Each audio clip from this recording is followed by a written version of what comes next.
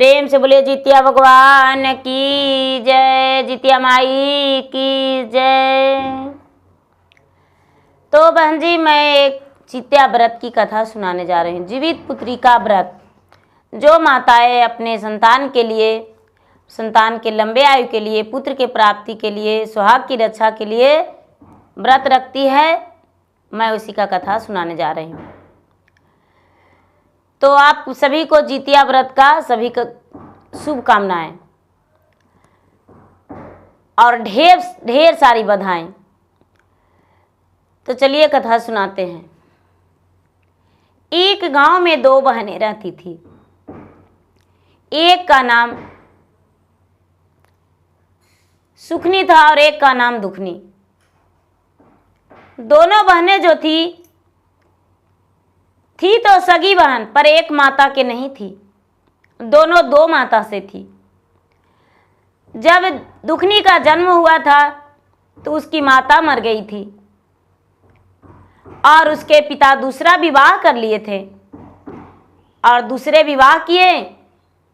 उसको माता के मर जाने पर सारे लोग उसको नाम धर दिए दुखनी। राजा जो थे, राजा कहने लगे कि हम इसका मुख नहीं देखेंगे, क्योंकि ये जो है मेरा पत्नी को खा गई, इसलिए एक कुलच्छनी है, हम इसे कभी अपना नज़र से नहीं देखेंगे। राजा साहब ब्याह किए। ब्याह करने के बाद कुछ ही दिन बाद दूसरी रानी भी गर्भवती रह गई और गर्भवती होने के बाद 9वें महीने के बाद छोटी रानी भी एक कन्या का जन्म दी। उसे नाम लोग रख दिए सुखनी। और सुखनी और दुखनी दो बहनें थी। धीरे धीरे अपने माता के गोद में पिता के छत्र छाया में बड़ा होने लगी। बड़ा होने के बाद राजा से सभी लोग कहने लगे कि राजा साहब, आपका बेटी बड़ी हो गई है, क्या आप ब्याह नहीं करेंगे? राजा बोले कि भला बेटी मेरा, तो ब्याह क्यों नहीं करेंगे? इस राजघराने में क्या कमी है जो अपना बेटी को कुमारी रख लेंगे? बेटी का ब्याह अवश्य करेंगे। क्योंकि सारा प्रजा जानते थे कि राजा साहब अपना बड़ी बेटी दुखनी को मुख नहीं देखते हैं। ज़्यादा लोग राजा से टॉर्चर करते थे। राजा कहने लगे अपने पत्नी से कि देखो, जो मेरा बेटी है दुखनी, उसका ब्याह करने के लिए मेरे प्रजा परेशान किए हुए हैं, इसलिए उसका ब्याह हम कर देंगे। बोले कि तो ठीक है राजा साहब, दुखनी का ब्याह करिएगा तो सुखनी का भी करना होगा। लेकिन दुखनी तो कुलच्छनी है, वो अभागिन है, वो अपने जन्म लेते ही माता को खा गई, तो इसलिए उसके लिए कैसा वर ढूंढेंगे? कहते हैं कि उसके लिए वर जो ढूंढेंगे वो वर कैसा रहेगा, आप ही बता दीजिए। रानी बोली कि स्वामी, ये अभागन को ऐसा वर ढूंढना चाहिए, ऐसा वर ढूंढना चाहिए जिसमें दूसरे के घर मजूरी करे, दूसरे के घर नौकरानी के काम करे, या तो भीख मांगे। राजा बोले ठीक है। राजा साहब अपने मंत्री से बोले कि देखिए, मुझे सुखनी का विवाह करना है, दुखनी का भी विवाह करना है, इसलिए पहले दुखनी के लिए वर खोज दीजिए, और वर ऐसा होना चाहिए जिसमें उसका खाने का और रहने का कोई ठिकाना नहीं रहे। नाई और ब्राह्मण राजा को बात सुनकर हुकारा भर दिए और रिश्ता लेकर घर से निकल गए। चलते चलते चलते चलते चलते चलते चलते चलते चले गए किसी गांव में, और उस गांव में जाकर वैसा वर ढूंढने लगे। एक गांव से अलग एक झोपड़ी था। झोपड़ी में नाई और ब्राह्मण दोनों गए और जाकर कहने लगे, क्या आपके यहाँ कोई लड़का है? बेचारी बूढ़ी माँ उसमें बैठी हुई थी, बोली कि हाँ मेरा बेटा तो है। क्या बात है? अरे आपका बेटा से राजा साहब का बेटी का ब्याह करेंगे, आप रिश्ता मंजूर करते हैं या नहीं?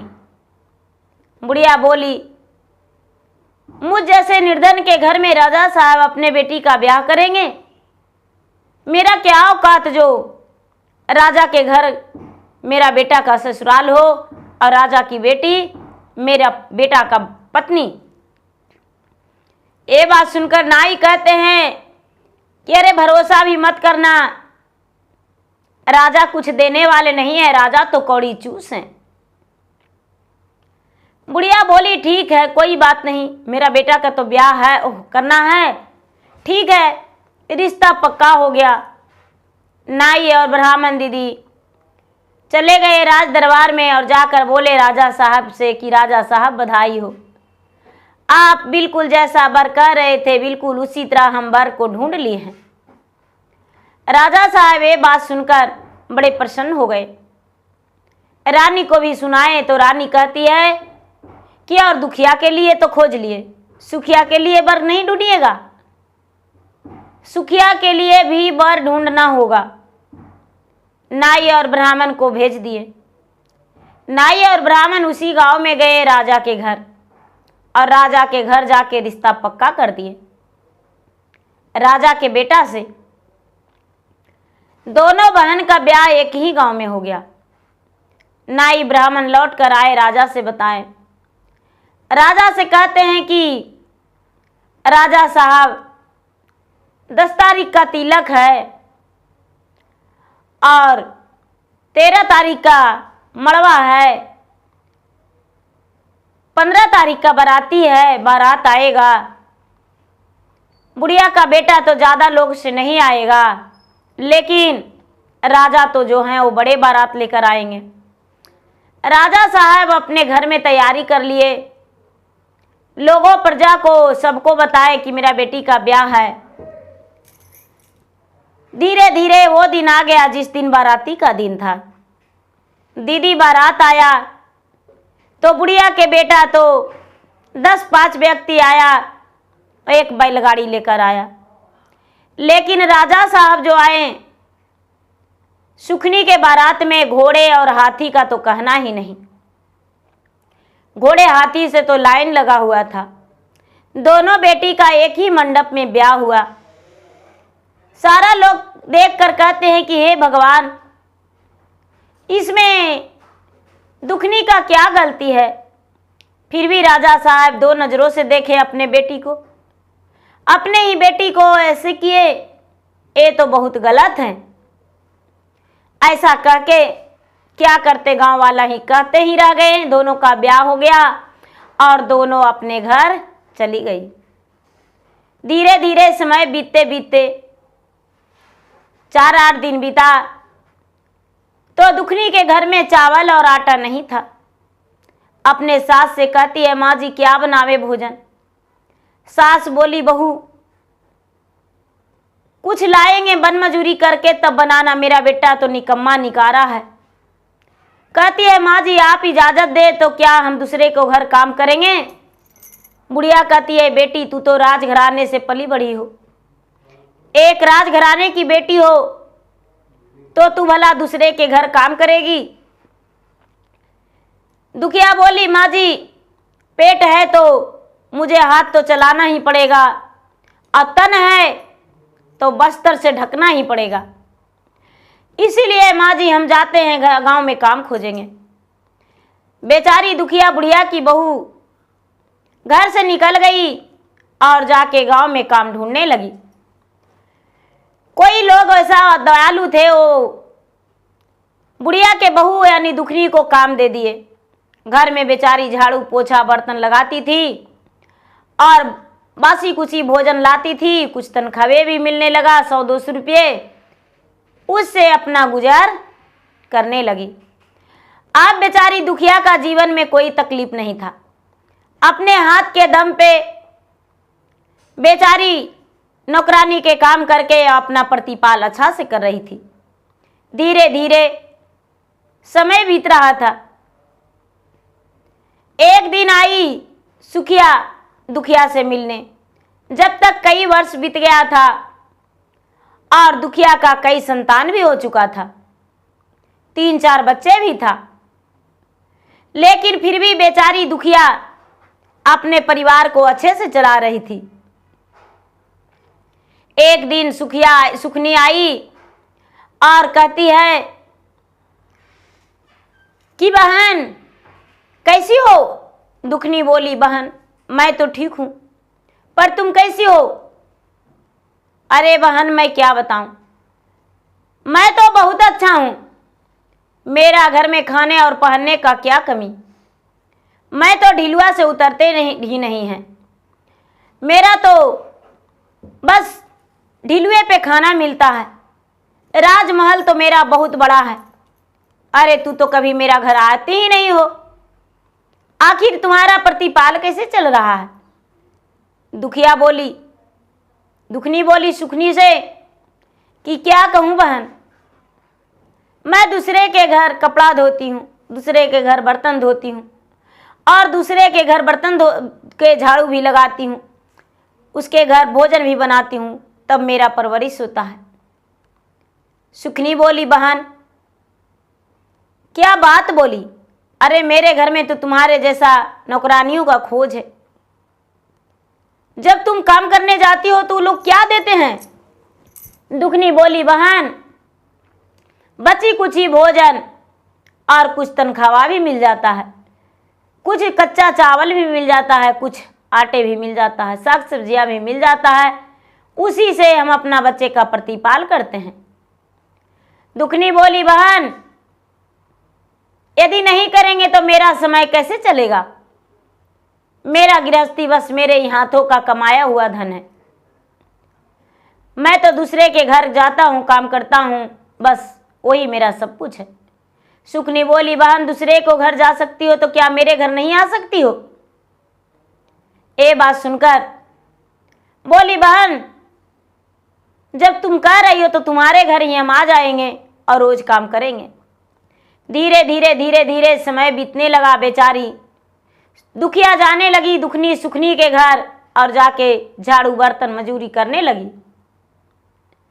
एक दिन का बात है कि जीवित पुत्रिका का दिन आ गया, तो नहाई खाई से एक दिन पहले दुखनी के बच्चा बोली, माँ तुम मौसी के घर जा रही हो, माँ मौसी से थोड़ा चावल मांग लेना, माँ मड़ुए का आटा मांग लेना, चने मांग लेना, कुछ सब्जियां भी मांग लेना माँ, और अच्छे अच्छे भोजन बनाएंगे, हम सब मिलकर खाएंगे। और माँ व्रत है तो व्रत में लोग बासी भोजन नहीं खाते हैं, तो क्या तू बासी भोजन करेगी माँ, और जीवित पुत्रिका के व्रत तोड़ेगी तो बासी भोजन से व्रत तोड़ेगी।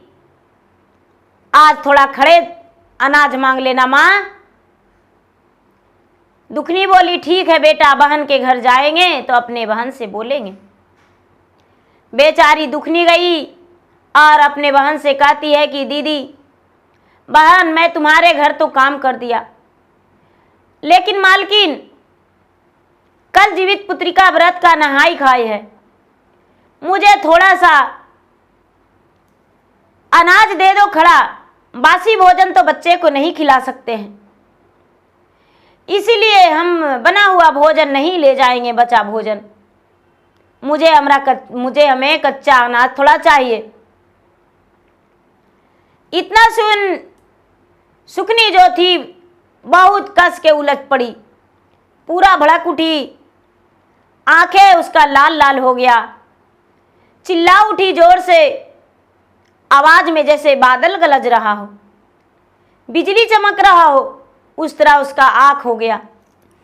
और गुस्से के मारे आग बबूले होके कहती है कि तुम्हें नहीं पता, बड़ा आई हो खड़ा अनाज मांगने वाली, मैं तुम्हें कोई अनाज देने वाली नहीं हूं, ले जाना है तो रात का बचा खुचा भोजन लेकर जाओ, और नहीं तो मेरे घर से तुम चली जाओ, तुम्हारे जैसा मेरे घर हजारों नौकरानियां आएगी। बेचारी विनती से कहती है दुखनी कि हे बहन, मेरा बच्चे का आस लगा होगा और यदि बासी भोजन से हम व्रत तोड़ेंगे तो मेरा व्रत खंडित हो जाएगा, इसलिए बहन मुझे कुछ कच्चे अनाज दे दो। इतना बात सुनकर एक डंडे उठाई सुकनी और 2-4 डंडे लगाकर कहती है कि मेरे घर से चली जा। दुखनी आंखों में आंसू भरकर भगवान के ध्यान रख के और सुकनी के घर से निकल गई।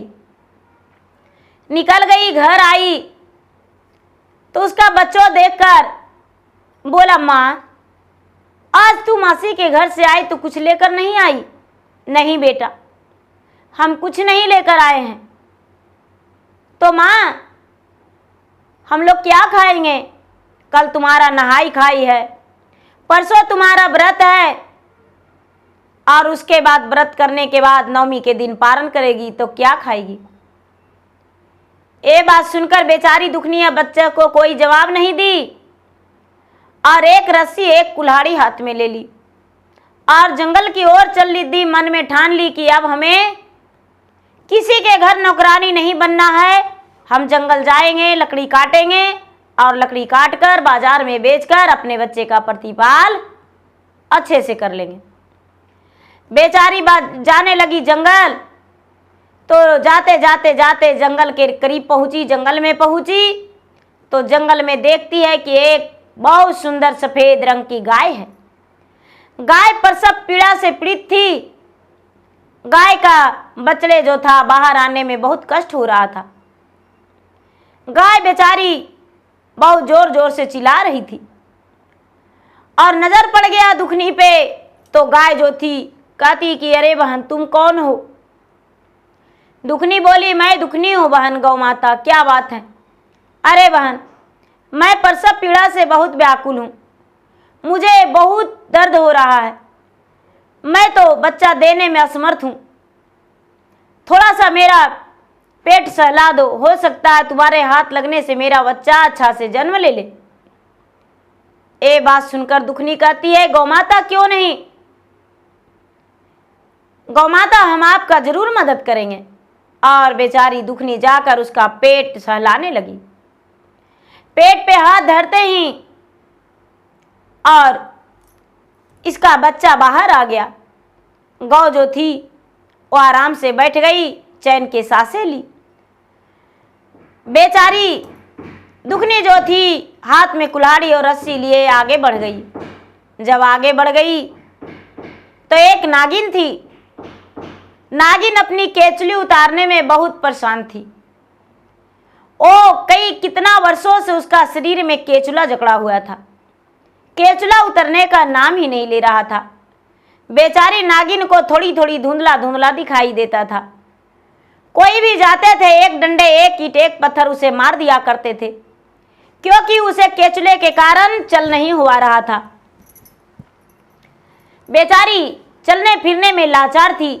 नागिन जब देखी दुखनी तो कहती है, हे भगवान ये नागरानी को इस हालत। इतना ही में नागरानी कहती है, अरे तू कौन हो?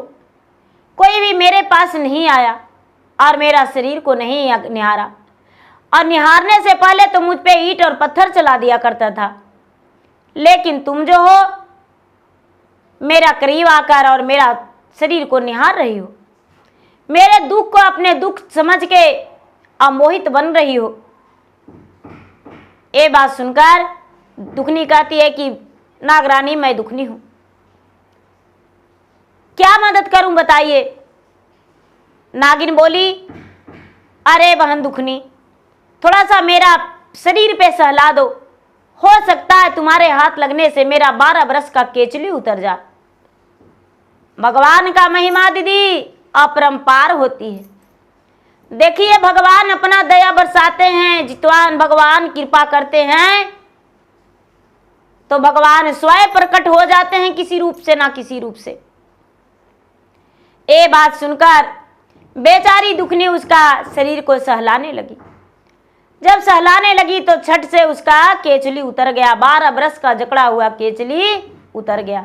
नागिन तो बिल्कुल कंचन हो गई। जब कंचन हो गई तो आगे बढ़ गई और सोचती है कि अब शाम होने वाला है, अब हमें लकड़ी भी काटना है,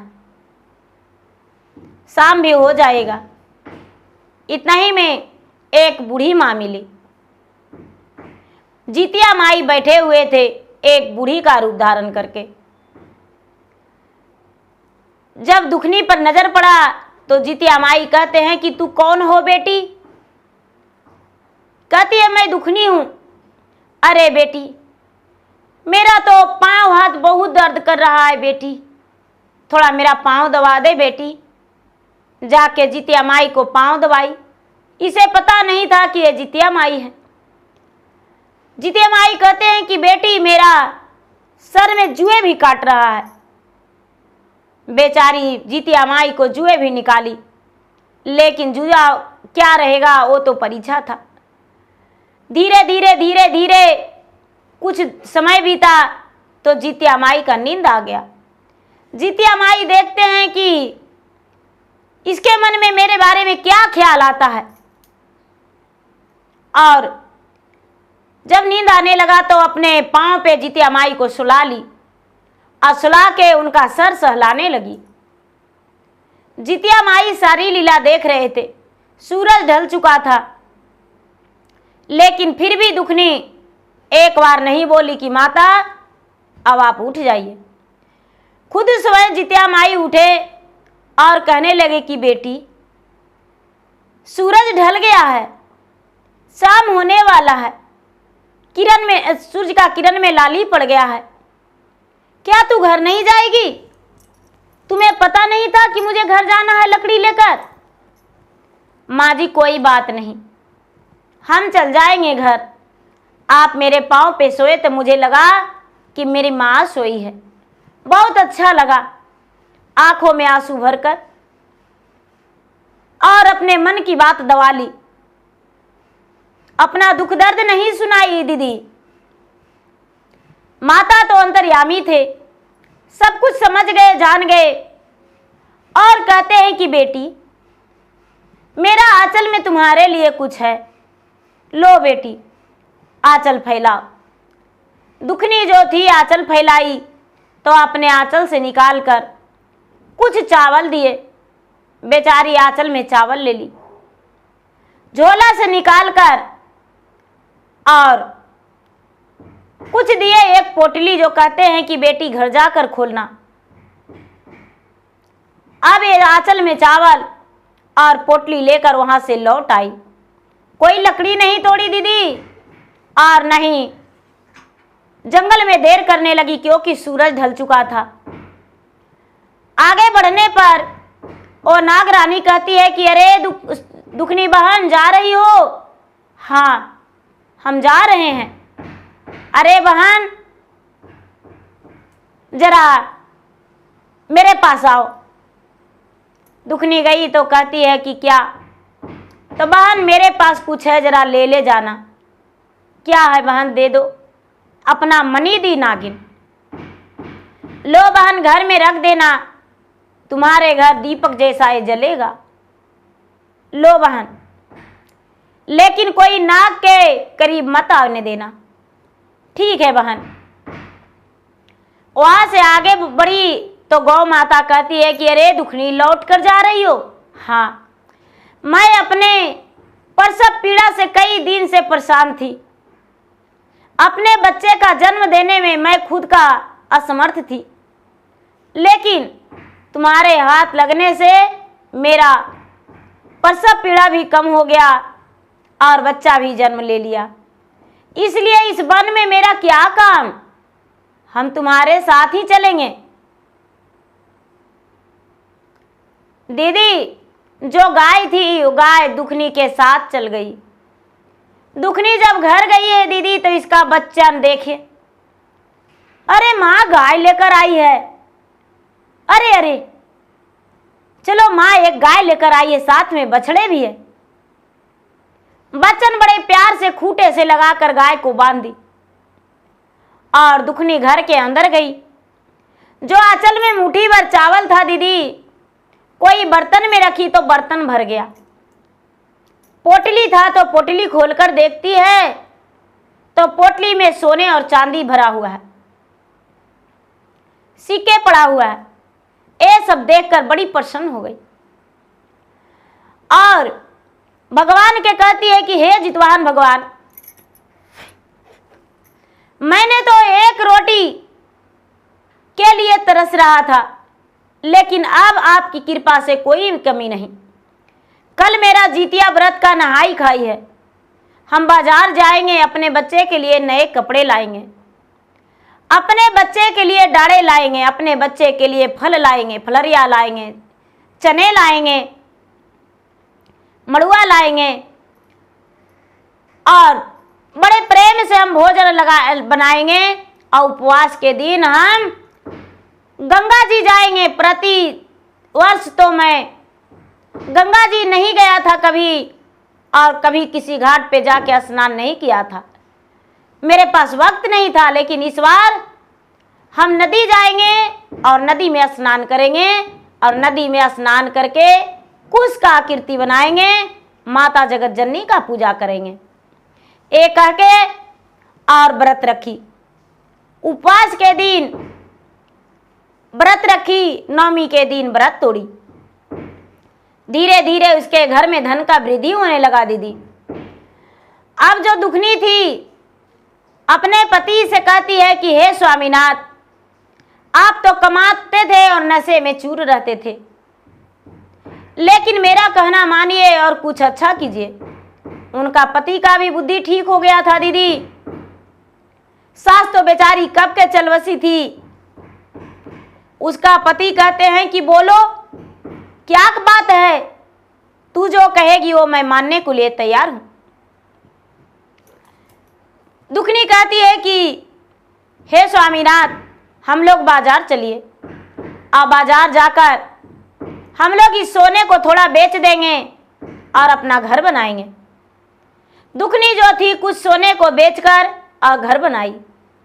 घर बनाकर उसे बढ़िया से सजा धजा दी। अब तो इसका पति भी अच्छे काम करने लगे, बिजनेस कर लिए और बिजनेस करके दौरी दुकान करके प्रतिदिन अच्छा कमाई करने लगे। धीरे धीरे अब इसके घर में दाई दासी नौकर चाकर सब हो गए और जो सुखिया थी वो गरीब और निर्धन हो गई, क्योंकि उसके पास तो धन का घमंड था। गरीब और निर्धन हो गई। एक दिन लगा कि अरे बहन मेरा पहले तो नौकरानी के काम करती थी, लेकिन अब जो है बरसों से मेरे घर नहीं आई है, चले अब उसको हाल समाचार पूछने। लोग कहते हैं कि घर बना ली है, कई धंधे कर लिया है, उसका पति जो है बहुत बड़े बड़े कारोबार कर रहे हैं, तो चले हम उसके घर। दुखनी जो थी, दुखनी बेचारी अपने घर में सुखी जीवन बिता रही थी। सुखनी इसके घर आई, बहन को देखकर बैठने के लिए कुर्सी दी और बोली अपने बच्चों से कि मौसी के पानी दो। नौकरानी से बोली इसके लिए नाश्ता लाओ, चाय बना कर लाओ। नौकरानी नाश्ता लाई, चाय बना कर लाई। दुखनी ऑर्डर फरमा रही थी और सुखने के लिए नौकरानियां ला रही थी। ये सब देखकर तो दुखनी के देखकर सुखनी चकित थी। बहन ऐसे आराम की जिंदगी तुम्हारे पास कैसे आ गया? ये धन तुम कहाँ से लाई हो? सच सच बता दो। बहन यदि तू सच नहीं बताएगी तो हम तुम्हारे बारे में राजा से कंप्लेन कर देंगे और तुम्हें कारागार में डलवा देंगे। तू धन चोरी करके लाई हो, कैसे लाई हो? ये बात सुनकर दुखनी डर गई और कहती है कि बहन ये धन मुझे जितिया माई की कृपा से हुआ है और सारी बातें सत्य सत्य बता दी। सुखनी घर गई और घर जाकर अपने सास के कहती है कि माँ जी हम भी जाएंगे जंगल और जंगल लकड़ी काटेंगे। एक फटी पुरान साड़ी पहन ली, हाथ में कुल्हाड़ी ले ली और रस्सी ले ली। चलते चलते जब जंगल पहुंची भगवान का जांचना था, भगवान तो जांचना ले रहे थे। गाय जो थी पीड़ित थी, गाय प्रसव पीड़ा से बेचैन थी। गाय कहती है कि अरे तू कौन जा रही हो? ये सुखनी जो है कहती है कि ए तुम्हें दिखाई नहीं देता है, अंधी हो? मैं राजघराने की बहू और राजघराने की बेटी सुखनी हूं। अरे बहन, थोड़ा सा मुझे मदद कर दो, मैं प्रसव पीड़ा से व्याकुल हूं। तुम्हें क्या दाई दिखती हूं? मैं ये नहीं हूं को जो तुम्हारे प्रसव पीड़ा में मदद करूं। नहीं नहीं, हम जा रहे हैं लकड़ी काटने। आगे बढ़ गई। नागरानी केचुले से परेशान हो भी चिल्लाई, कौन हो? सुखनी कहती है कि मैं सुखनी हूं। अरे बहन, थोड़ा सा मदद कर दो। एक ईंट उठाकर नागरानी को मारी और कहती है कि तुम्हें मार कर तो प्राण ही ले लेंगे। तुम कहती हो कि मेरा मदद करो और मैं तुम्हारा मदद करूं। नहीं नहीं, मैं मदद करने वाला नहीं हूं। मैं तो राजघराने की बेटी और राजघराने की बहू हूं। आगे बढ़ने पर वही जितिया माई बैठे हुए थे। कहते हैं, कौन हो बेटी, कौन हो? ए बुढ़िया, तुम्हें दिखाई नहीं देता है? अरे मैं हूं सुखनी। तेरा आंखों में पट्टी बंधा हुआ है? अरे बेटी, तेरा मेरा पांव दबा दो। ए बुढ़िया, हम जंगल आए हैं सोने और चांदी के लिए, और तुम जो मुझे कहती हो मेरा पांव दबा दो। मैं पांव दबाने वाला में से नहीं हूं। मुझे बस सोने और चांदी, हीरे जवाहरात दो, वो लेकर मैं लौट जाऊंगा। ये बात सुनकर जितिया माई जो थे, जितिया माई एक पोटली दे दिए और बोले, लो बेटी, इसे ले जाकर घर में खोलना। जाओ बेटी जाओ। पोटली लेकर और चल दी। आगे जो नागिन थी, नागिन कहती है कि तुम मेरे पास आओ, सुखनी मेरे पास आओ। नागिन के पास गई। नागिन उतरा हुआ केचली दे दी और बोली, लो इसे लेकर घर जाना। ये भी फेंक दी। गाय माता कहती है कि अरे मेरा गोबर है यहाँ पे, इस गोबर को लेकर जाना, तुम्हारे घर लक्ष्मी प्रवेश कर जाएंगे। है छी, ये सब तो मेरा नौकरानी उठाती है। अपना घर को गई और माता का दिया हुआ, जितिया माता का दिया हुआ पोटली जब खोली तो उसमें क्या था? नदी में के बालू रेत था, नदी में के पिल्लू पथारी था। ये सब देखकर गुस्से में आग बबूला हो गई और दुखनी के पास गई और दुखनी के कहती है कि हम तुम्हें मार डालेंगे। तू झूठ बोली कि ये सब भगवान मुझे दिए, जितिया माई दिए हैं। कोई जितिया माई नहीं दिए। हम राजा के पास कंप्लेन करके और तुम्हें कारागार में डलवा देंगे। कहती है, बहन तुम्हारे साथ आखिर क्या हुआ, तूने क्या किया? अरे जाते जाते रास्ते में एक गाय मिली, वो कहती है मेरा पेट सहलाओ। मैंने उसे लात मार दिया। आगे गई तो एक नागिन थी, मैंने तो उसे ईंट पत्थर से चूर दिया। वो कहती है मेरा केचली में निकाल दो। आगे गई तो एक बुढ़िया मिली, बुढ़िया कहती है मेरा बाल से जुए निकाल दो, थोड़ा पैर दबा दो। मैंने उसे भी ठुकरा दिया। दुखिया कहती है कि बहन, जो दुख का मारा होता है वही भगवान की सेवा कर सकता है, और जो सुख में डूबा हुआ है बहन, वो भगवान की सेवा कहाँ? उसे तो अपना मन का अभिमान लगा हुआ रहता है। और तू तो एक अभिमानी बन के गई थी बहन।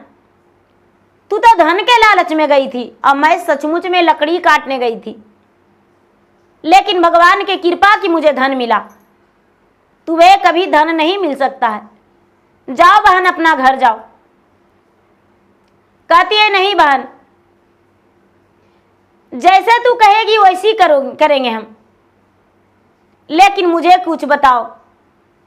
मेरा सास बड़ी ताना देती है, उलझनी करती है, क्योंकि जब आए थे तब मेरा घर में एक राज सिंहासन राजमहल था आज एक भिखारिन के बराबर सब रह रहे हैं, खुद के नौकरानी बन के घर में काम करते हैं।